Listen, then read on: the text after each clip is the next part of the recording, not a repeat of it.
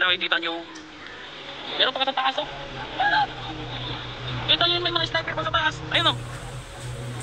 Ay, sabi ko sa inyo, para na dito ngayong kuwan ba? At dito kanina, maliwanag yan, wala pong katao-tao, pero ngayon, puno na. Puno na ng himaya. Ibig sabihin, tambak na guys, tambak na ang ating mga kapulisan ngayon dito.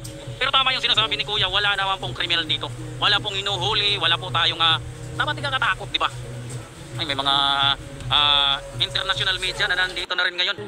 Kasama na rin natin yung mga international media guys. Napakadami rin palang international media. Hindi lang pala Filipino media to, pati international media nandito na rin.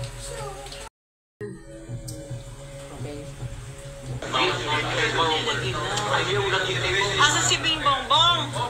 Bong! Bong, halika Bong, tinan mo. Abusado kayo na sila. Dili mo hindi dapat ito agianan. Ayaw mo agianan. Wala lagi wala. Bong, Bong, saan Bing Bong?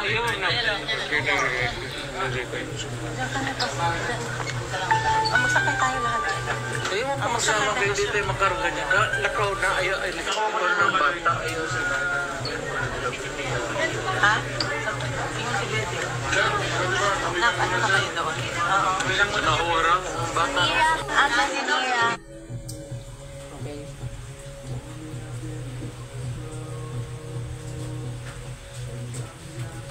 Na pagkadismaya ang naramdaman ng partner ni dating Pangulong Rodrigo Duterte na si Hanilet Avancenia matapos umanong arestuhin si dating Pangulong Rodrigo Duterte ng ICC mula Ninoy Aquino International Airport Terminal 3 ngayong araw ng Martes, Marso 11, kung saan dumating na sa bansa si dating Pangulong Rodrigo Duterte mula Hong Kong.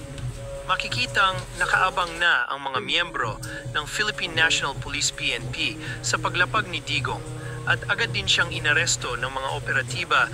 Warrant of arrest has been issued by the International Criminal Court or ICC for Duterte's controversial war on drugs during his term.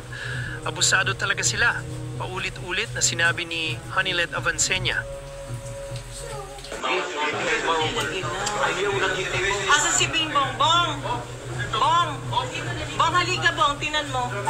Abusado kayo na sila. Dili mo hindi dapat ito agianan. Ayaw mo agianan. Wala lagi wala. Bong, Bong, saan Bing Bong?